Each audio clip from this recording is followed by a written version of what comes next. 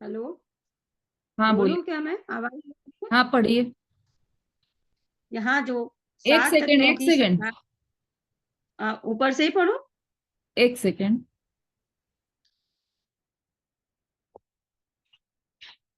हाँ अब अनम्यूट कर लीजिए अपना। हाँ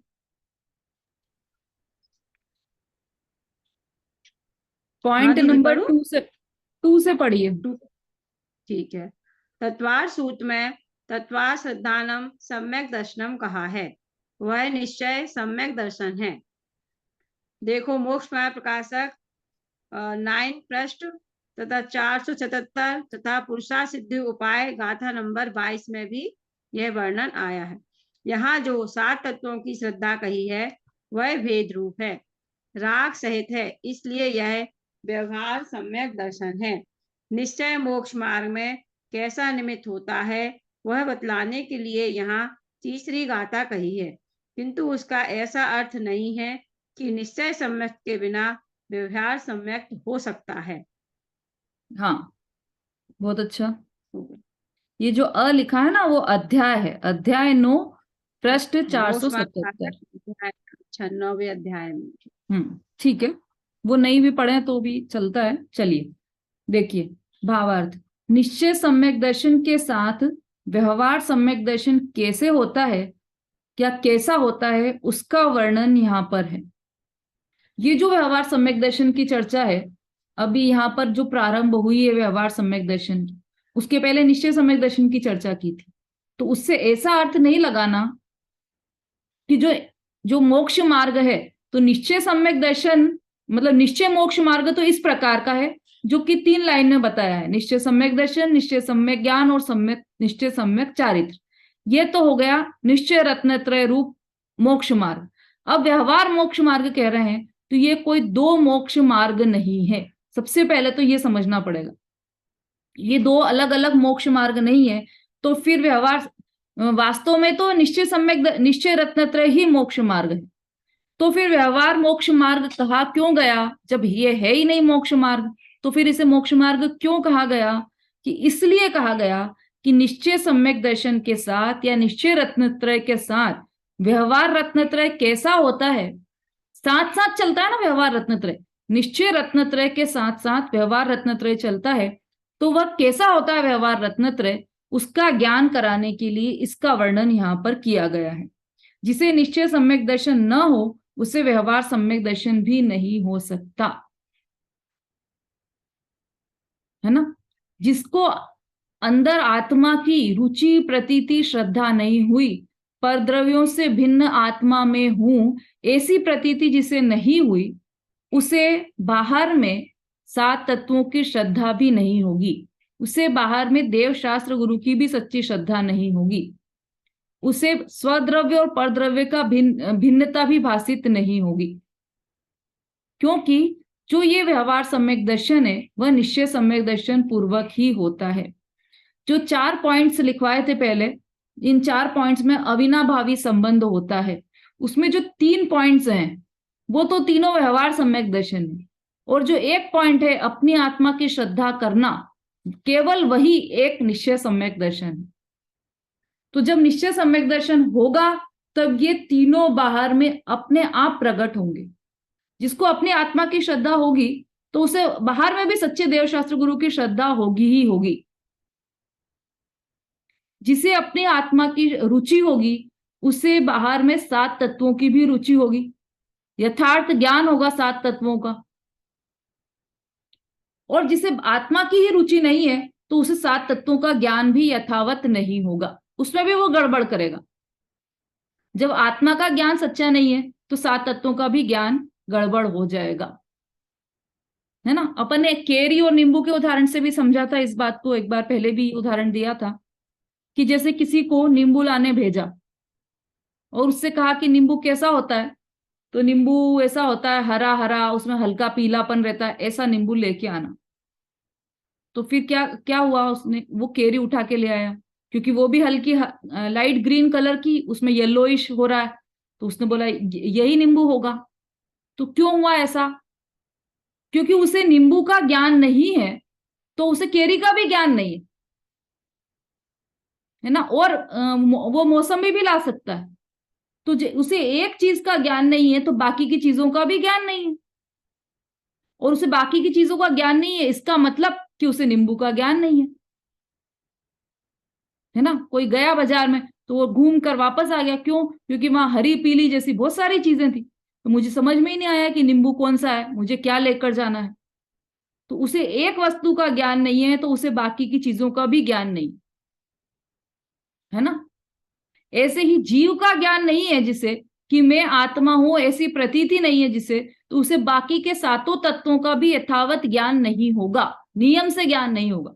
वह क्या करेगा कि अजीव को ही जीव मान लेगा, जो आश्रव पुण्य पाप, जो शुभ अशुभ भाव होते हैं उसे ही जीव मान लेगा कि जीव, जबकि वो जीव तो है नहीं।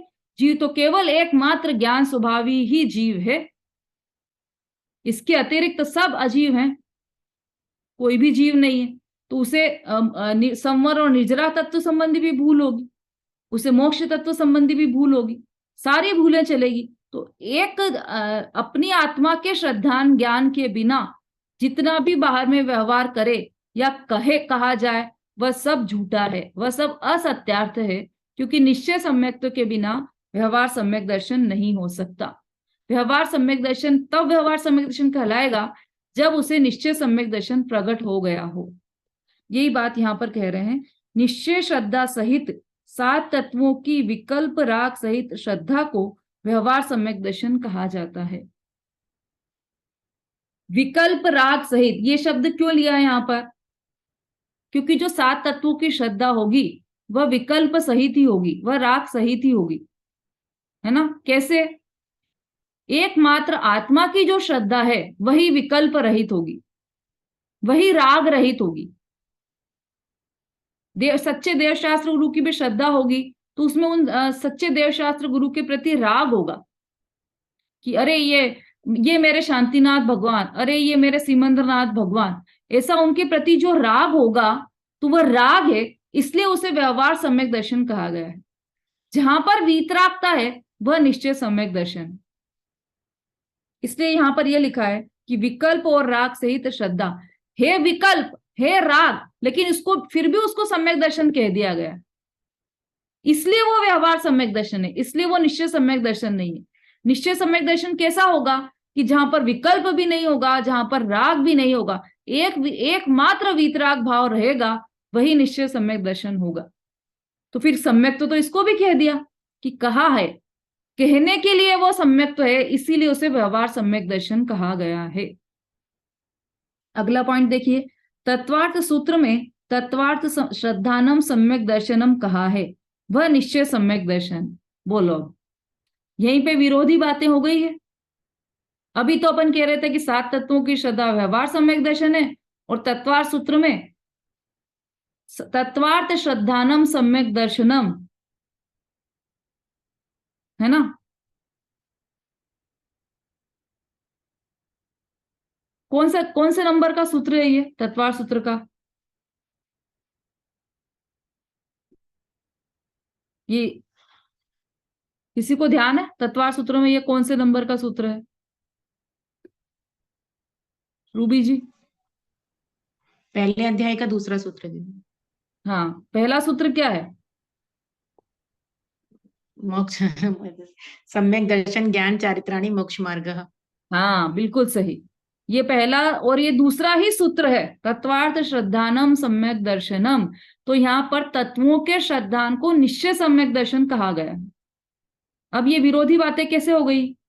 ये ऐसे हो गई कि देखिए इसमें नीचे क्या लिखा है कि यहाँ जो 7 तत्वों की श्रद्धा कही है वह भेद रूप है, राग सहित है, इसलिए वह व्यवहार सम्यक दर्शन है।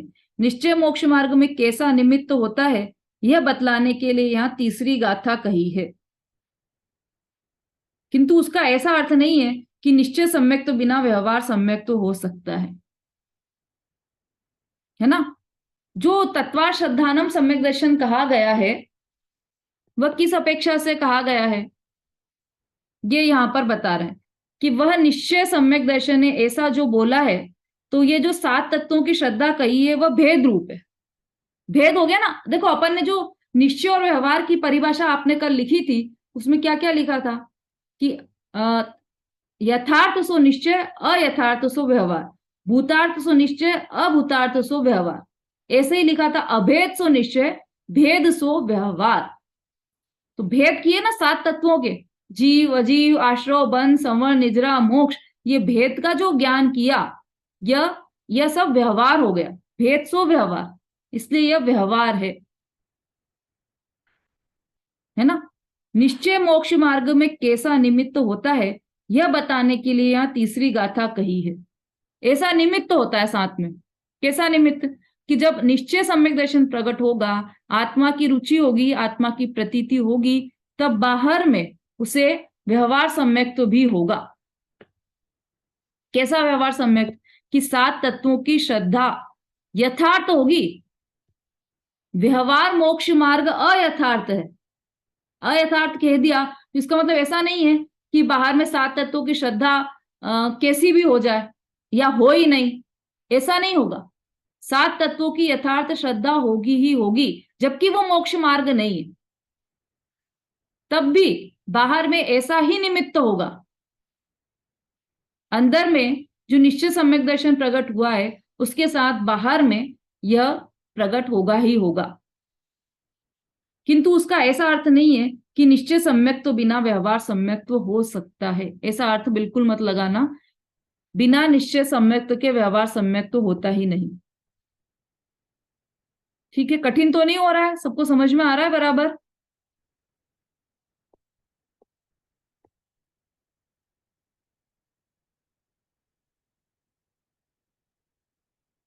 विमलेश जी, सुषमा जी, संगीता जी, और भी कौन है नए लोग? किसी ने तो अपना नाम भी नहीं लिखा है। दीपिका जी, कल्पना जी, नमिता जी, समझ में आ रहा है ना सबको बराबर? नहीं समझ में आए वहां पर पूछ लीजिएगा। ठीक है, ये हमने देखा कि निश्चय सम्यक तो बिना व्यवहार सम्यक तो हो सकता है, ऐसा बिल्कुल भी नहीं है। निश्चय सम्यक दर्शन प्रकट नहीं होगा तो वहां पर व्यवहार सम्यक दर्शन भी नहीं होगा। बाहर में भले दिखाई दे कि ये हम सच्चे देव शास्त्र गुरु के अतिरिक्त किसी को भी नमस्कार नहीं करते। हमारा तो बचपन से नियम है, हम कहीं भी ढोक नहीं लगाते। केवल जिनेंद्र भगवान के जिन मंदिर में ही जिनेंद्र भगवान को ही ढोक लगाते हैं, उनको ही भगवान मानते हैं। बाहर में जो ये हनुमान जी, बजरंगबली, कृष्ण जी जो हैं, हम उनको भगवान नहीं मानते, केवल वहीं पर ढोक लगाते हैं। तो हमें सम्यक दर्शन हो गया क्या कि नहीं? जब तक निश्चय सम्यक दर्शन प्रकट नहीं होगा तब तक व्यवहार सम्यक नहीं कहलाएगा। तो हमें कैसे पता कि जो बाहर में जिनेंद्र भगवान को ढोक लगा रहा है उसे निश्चय सम्यक दर्शन प्रकट हुआ है या नहीं? ऐसा भी प्रश्न होता है किसी किसी को, है ना। तो पहली बात तो हमें क्यों जानना है कि उसे निश्चय सम्यक दर्शन हुआ है नहीं? हमें तो अपनी खबर लेना है कि हमें निश्चय सम्यक दर्शन प्रकट हुआ है या नहीं। और जब निश्चय सम्यक दर्शन प्रकट होगा तो आपके अंदर में ये जो धर्म का प्रारंभ है वो निश्चय सम्यक दर्शन से ही होता है। तो और कैसे होता है वह? सुषमा जी बोलिए, कोई प्रश्न है आपका?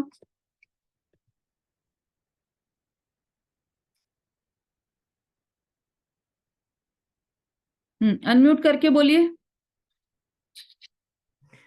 जय जिनेंद्र दीदी, हाँ आ रही है आवाज?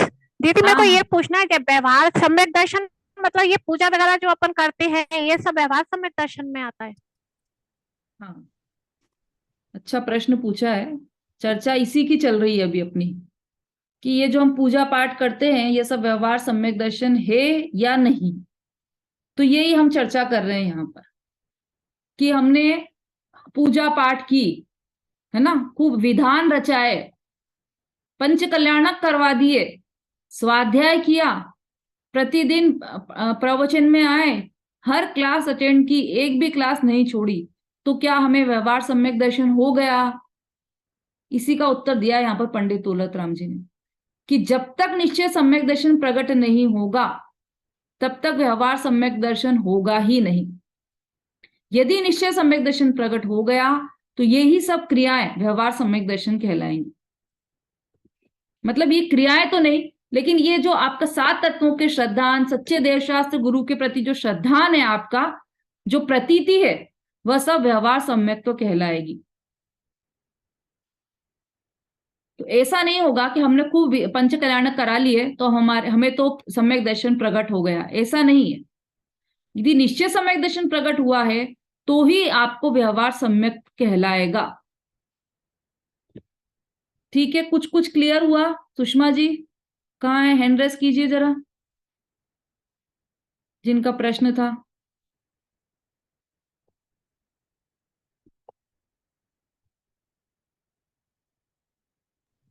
हाँ दीदी हो गया। क्या समझ में आया? दीदी सच्ची श्रद्धा करना ही, जब तक हमें सम्यक दर्शन होगा उसके साथ ही व्यवहार सम्यक दर्शन होगा। हाँ, वेरी गुड। तो सम्यक दर्शन अर्थात दीदी देवशास्त्र गुरु पर सच्ची श्रद्धा रखना, ये व्यवहार सम्यक दर्शन है। देवशास्त्र गुरु की सच्ची श्रद्धा रखना, ये व्यवहार ये सम्यक व्यवहार। दर्शन। हाँ निश्चय सम्यक दर्शन किसे कहते हैं? हमारी पिछली क्लास में अपन ने ये चर्चा की थी कि पर द्रव्य हाँ दीदी। आप में रुचि, आप थे पिछली कक्षा में? हाँ दीदी थी, थोड़ी सी छूट गई थी मेरी। अच्छा अच्छा, हाँ, तो उसमें अपन ने चर्चा की थी कि निश्चय सम्यक दर्शन किसे कहते हैं। तो पर द्रव्यों से अपनी आत्मा, पर द्रव्यों से भिन्न अपनी आत्मा की रुचि करना, यह निश्चय सम्यक दर्शन है। तो यह निश्चय सम्यक दर्शन जब प्रकट होगा उसके साथ में अपने आप ये बाहर में व्यवहार सम्यक दर्शन प्रकट हो जाएगा। अपने आप सच्चे देवशास्त्र गुरु के प्रति श्रद्धा हो जाएगी, अपने आप 7 तत्वों की श्रद्धान हो जाएगा, अपने आप भेद विज्ञान हो जाएगा, स्व और पर का भेद विज्ञान हो जाएगा, है ना। उसके लिए अलग से करना नहीं पड़ेगा, वो सब हो जाएगा। पर मुख्य क्या है कि मुख्य तो निश्चय सम्यक दर्शन प्रकट होना चाहिए, और उसके साथ साथ जो भी होगा, जो भी श्रद्धान होगा, वह सब व्यवहार सम्यक्त्व कहलाएगा, और बिना निश्चय के व्यवहार नहीं कहलाएगा। एक उदाहरण अपन ने उस दिन भी लिया था केले का, है ना। केला लेने गए बाजार में अपन, तो जब हम केला खरीदते हैं तो हमें यह ज्ञान में रहता है, हमें यह मालूम रहता है कि हम ये जो केला खरीद रहे हैं कितने का आता है एक केला? 10 रुपए का, जो भी रेट हो, 10 रुपए का एक केला खरीदा हमने, है ना। तो एक केला खरीदा, तो वो जो 10 रुपए का एक केला खरीदा है हमने, तो हमने उससे दुकानदार से पूछा कि कितने का है? उसने बोला कि 10 रुपए। अच्छा 10 रुपए का, तो ऐसा करो कि अब तुम ये केला दे दो मुझे, क्योंकि मुझे छिलके से तो कोई मतलब है नहीं, छिलका तो मैं वैसे भी फेंकने वाला हूं। तो तुम केला दे दो मुझे और छिलका तुम रख लो, और ये लो 5 रुपए। तो दुकानदार मान जाएगा क्या? कि वो बोलेगा पागल हो क्या तुम, भागो यहां से, कुछ भी नहीं मिलेगा तुमको, न केला मिलेगा न छिलका मिलेगा, जाओ यहां से। क्यों नहीं दिया उसने? क्योंकि जब केला आएगा तो उसके साथ में छिलका आएगा ही आएगा, है ना। लेकिन हमने क्या देखा कि हमने देखा किसको है, दिखाई क्या देता है हमें? कि छिलका दिखाई देता है। हम जब केला खरीदने गए तो हमने बाहर से देखा ना छिलका, कि जिसमें किसी को चुंदड़ी वाला पसंद है तो वो चुंदड़ी वाला केला खरीद रहा है, किसी को ग्रीन केला पसंद है तो ग्रीन केला खरीद रहा है। तो हमने उसको बाहर से देखकर खरीदा, बाहर से देखकर उसका निर्णय किया। अब बाहर से हमने देखा कि अरे वाह, ये तो बहुत अच्छा पीला पीला छिलका इसका दिखाई दे रहा है, हम खरीद लाए, 10 रुपए दिए, उस केला खरीद लिया। अब हमने उसको केला खरीद, हमने उससे बोला कि केला देना है, और हम केला खरीद के लाए। तो हमने घर आकर देखा कि अंदर से तो केला ही नहीं है, उसमें केवल छिलका ही छिलका है। तो क्या करेंगे हम? दुकानदार के पास जाके क्या बोलेंगे कि हमने तो केला मांगा था, केला क्यों नहीं दिया? तुमने केला दिया ही नहीं हमें। कि वो बोलेगा कि दिया है केला तो मैंने। कि नहीं, जिसमें अंदर केला नहीं हो तो वो तो छिलका है, वो तो व्यर्थ है, बिना किसी काम का नहीं है वो केला, केला ही नहीं कहलाएगा। जो छिलका है वो छिलका कहलाएगा, वो केला नहीं कहलाएगा। लेकिन केले के साथ का जो छिलका है वो केला कहलाएगा। इतना फर्क है। केवल साथ में रहने से उसका महत्व इतना बढ़ जाता है कि वह खुद भी केला कहलाने लग जाता है, छिलका भी केला कहलाने लग जाता है, और वहीं अलग अलग हुए तो वह केला नहीं कहलाएगा, केवल छिलका ही कहलाएगा। बिल्कुल इसी तरह निश्चय सम्यक दर्शन और व्यवहार रत्नत्रय ऐसा ही होता है कि यदि वह केले के साथ है, मतलब निश्चय सम्यक्त्व के साथ है, तो वह सब व्यवहार सम्यक्त्व कहलाएगा। लेकिन यदि निश्चय सम्यक दर्शन ही नहीं उत्पन्न हुआ है तो वह सब छिलका कहलाएगा, उसकी कोई वैल्यू नहीं। और निश्चय रत्नत्रय के साथ है तो उसको भी मोक्ष मार्ग कहेंगे। व्रत तप पूजा जो कर रहे हैं, जो 28 मूल गुणों का पालन कर रहे हैं, जो पंच महाव्रत पालन कर रहे हैं, ईर्या समिति का पालन कर रहे हैं, तो हम क्या कहते हैं कि ये मुनिराज का मोक्ष मार्ग है, ये मोक्ष मार्ग पर चलने वाले मुनिराज हैं, निर्ग्रंथ दिगंबर मुनिराज मोक्ष मार्ग के पथिक हैं। क्या देखा आपने कि व्यवहार सम्यक तो देखा, जो बाहर से व्यवहार रत्नत्रय हमें दिखाई दिया वह हमने देखा है ना। तो हमने उसको रत्नत्रय क्यों माना, मोक्ष मार्ग क्यों माना, क्योंकि वह निश्चय रत्नत्रय के साथ है, इसलिए वह छिलका नहीं कहलाएगा, वह केला ही कहलाएगा।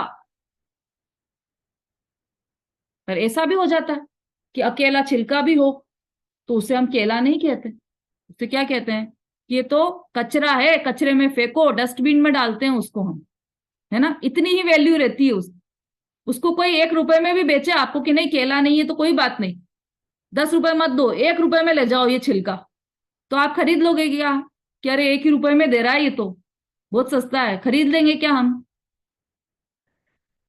क्या कहेंगे हम कि उठ के इसको कचरे के डब्बे में फेंको, यह बेचने लायक खरीदने लायक चीज नहीं है, इसकी कोई भी वैल्यू नहीं है।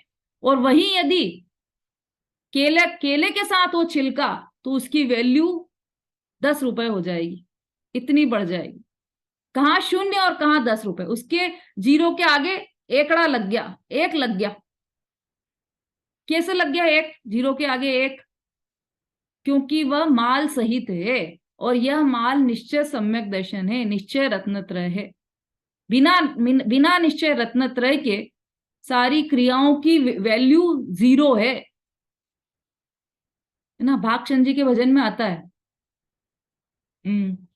प्राणी समकित ही शिव पंथारे, प्राणी समकित ही शिव पंथारे, जाबिन बाह्य क्रिया तप कोटिक, सकल व्रथा है रंथारे, प्राणी समकित ही शिव पंथारे।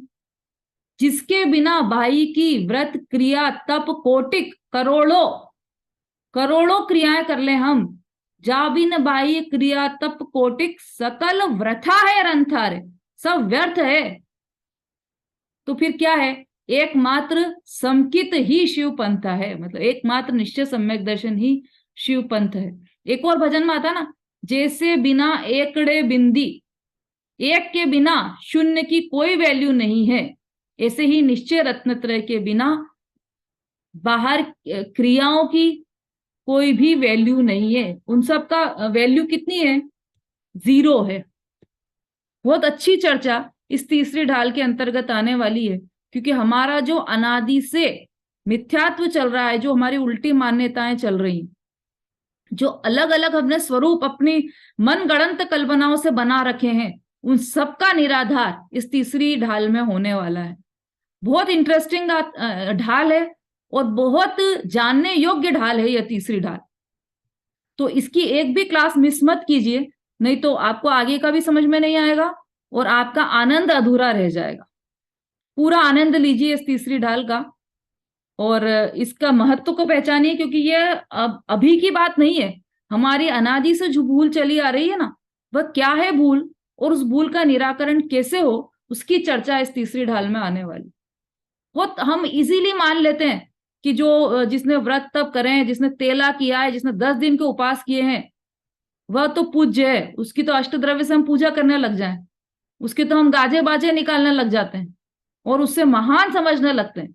यहां पर इन सभी भूलों का निराकरण किया है क्या? तो ये भी बताएंगे यहाँ पर कि वो जो 10 दिन के उपवास है उससे धर्म नहीं होता है, तो यदि धर्म नहीं होता उससे, तो वो करना कि नहीं करना, इसका भी निराकरण करेंगे यहाँ पर। व्रत तप संयम ये मोक्ष मार्ग नहीं है, तो फिर ये करना कि नहीं करना हमें, ये सबका सामान्य प्रश्न होता है। हम करें कि नहीं करें, हम अभक्ष का त्याग करें कि नहीं करें, हम आलू खाना छोड़ें कि नहीं छोड़ें।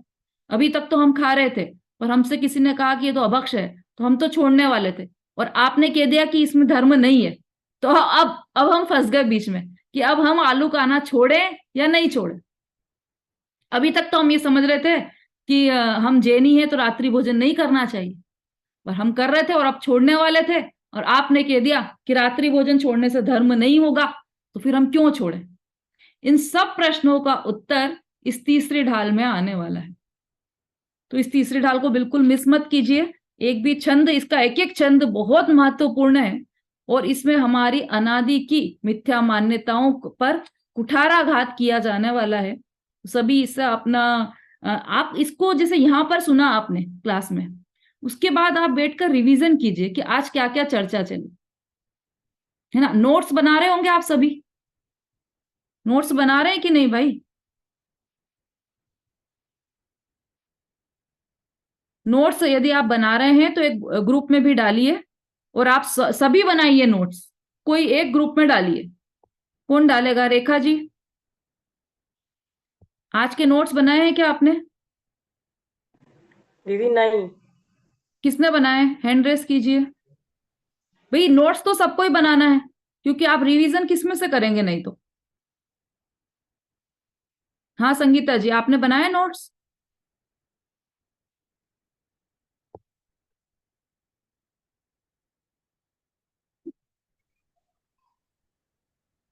दीदी बना रही हूँ। हाँ बना रही हूँ, नहीं अब तो क्लास खत्म होने वाली है। बनाए हैं क्या आज? नहीं, हाँ बनाए दीदी, आज बनाए। हाँ बहुत बढ़िया, तो आप ग्रुप में जरूर डाल दीजिएगा। इस वीक का ठीक है। पूरी जवाबदारी आपकी है। अपनी 4 दिन क्लास लगती है ना, तो चारों दिन आपको ही लिखना है और ग्रुप में डालना भी है, ठीक है। जी दीदी जी। फिर एक एक वीक का सब लोग जिम्मेदारी ले लिया कीजिए ग्रुप में डालने के लिए। लेकिन नोट्स सिर्फ संगीता जी को नहीं बनाना है, आप सबको भी बनाना है, क्योंकि ये ऐसी बातें हैं जो आप रिवीजन करेंगे तो आपको उसमें से जो भी प्रश्न उठते हैं, जो भी शंकाएं होती है, तो वो आप अगली कक्षा में पूछ सकते हैं। शंका का समाधान यही लेना है, दिमाग में कोई भी कुंठा नहीं रखना है कि अरे उन्होंने बताया था तो पता नहीं कैसा ऐसा कैसे होगा। तो ये क्यों करना है? सारी शंकाओं का समाधान यहीं पर इसी पाठशाला में कीजिए, और आप सब प्रश्न पूछने के लिए बिल्कुल फ्री हैं, कोई भी प्रश्न आप पूछ सकते हैं, ठीक है। चलिए अभी समय हो गया, इसकी चर्चा, इसी तीसरे छंद की चर्चा कल और लेंगे, इसके बाद चौथा छंद प्रारंभ करेंगे। आरती जी बोलिए, अनम्यूट करके बोलिए। हुआ। मैंने कहा कल अपना एग्जाम है क्या इसका? कल 14 से जैन सिद्धांत लघु प्रवेशिका का। हाँ, अच्छा प्रश्न पूछा आपने, लेकिन इसमें एक दिक्कत ये हुई है कि अभी है ना प्रश्न पत्र गूगल फॉर्म में जो चाहिए सबको, तो वो अभी तैयार नहीं हो पाए गूगल फॉर्म में। वैसे तो ठीक है। प्रश्न पत्र तैयार हो जाएगा, लेकिन उसे गूगल फॉर्म में करने के लिए कोई ऐसा मीडिया फ्रेंडली व्यक्ति चाहिए। अगर आप लोगों के मतलब अपनी क्लास में कोई है क्या ऐसा जिसे थोड़ा सा ज्ञान हो कि गूगल में कैसे किया जाए प्रश्न पत्र को, तो वो अपना हैंड रेस कीजिए, क्योंकि ये बनाना पड़ेंगे अपने प्रश्न पत्र तो। हाँ बोलिए अभिलाषा जी। हमको भी ना जैन सिद्धांत की क्लास अटेंड करनी है, लेकिन मैं कनेक्ट ही नहीं हो पाती उससे। आप है ना इसी आईडी पर करते होंगे, उसकी आईडी दूसरी है। नहीं, दूसरी आईडी से करते, मैं बहुत कोशिश कर चुकी, मैं कनेक्ट ही नहीं हो पाती हूँ। देखो उसका पासवर्ड भी अलग है और आईडी भी अलग है, निकिता जैन के नाम से है वो आईडी, और पासवर्ड भी उसका अलग है। तो अगर नहीं अटेंड कर पा रहे आप है ना उस पर टच कीजिए, लिंक पर टच कीजिए, तो आप डायरेक्ट वहां पहुंच जाएंगे। अच्छा ठीक है। ठीक है। हाँ हाँ भाई, कोई है क्या ऐसे जो मतलब जिनके बेटे बेटियां हो जो गूगल फॉर्म में कर दे प्रश्न पत्र को? मैं अपनी बहू से पूछ सकती हूँ दीदी, वो कर सकती है। हाँ तो आप पूछ लीजिएगा और मुझे बता जी। दीजिएगा। हाँ ठीक जी है, जी। ये अच्छा रहेगा, क्योंकि ना यहाँ पर फिर गूगल फॉर्म में करने में दिक्कत आती है थोड़ी सी। तो फिर अब परीक्षा तो आप कब तक बताएंगे आरती जी? मैं शाम को रात को बता दूंगी मैं, क्योंकि अभी तो वो लोग ऑफिस गए हैं, अभी शाम में आएगी तो फिर मैं बताती हूँ। हाँ, तो आप मुझे कॉल कर लीजिएगा रात को, तो मैं प्रश्न जी पत्र जी फिर व्हाट्सएप पर भेज दूंगी, तो वो उसे गूगल फॉर्म में कर देंगी, तो फिर कल एग्जाम ले जी लेंगे अपन। तो रात को ही अपना डिसाइड हो जाएगा कि कल एग्जाम होगा या नहीं। जी। ठीक, ठीक है जी। हाँ, जिनवाणी स्तुति कोई लेना चाहते हैं शॉर्ट में? समय तो बहुत हो गया है। चलिए, अब अगली बार के लिए आप सब सोच के रखा कीजिए जिनवाणी स्तुति, अच्छी अच्छी, इतने सुंदर सुंदर भजन है अपने। अभी तो अपन शॉर्ट में ले लेते हैं। जावाणी के ज्ञान से सूझे लोकालोक, सोवाणी मस्तक नमु सदा देत हूँ ढोक। बोलिए जिनवाणी माता की जय।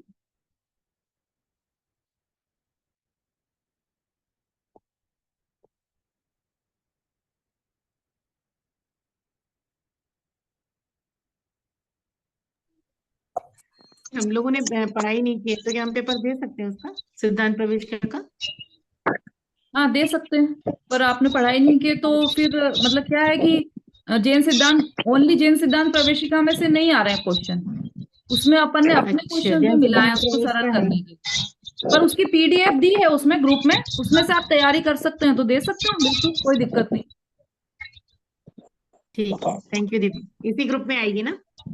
नहीं, जेएसपी ग्रुप है अलग, है जैन सिद्धांत प्रवेशिका। हाँ, जेएसपी ग्रुप ज्वाइन किया मैंने। उसी में आएगी, उसी में पीडीएफ भेजिए, उसमें से आप ले सकते। इस ग्रुप में भी पीडीएफ है, पड़ी हुई है, अभी कुछ दिन पहले ही डाली है आपने दीदी। अच्छा अच्छा, हाँ तो ठीक है, मैंने उसी से, सीखी पर थी। वो लिंक तो वहां पर आएगी एग्जाम की, इसलिए जेएसपी ग्रुप से ज्वाइन कर हाँ लीजिए। ठीक है। जय जिनेन्द्र सभी से। सभी को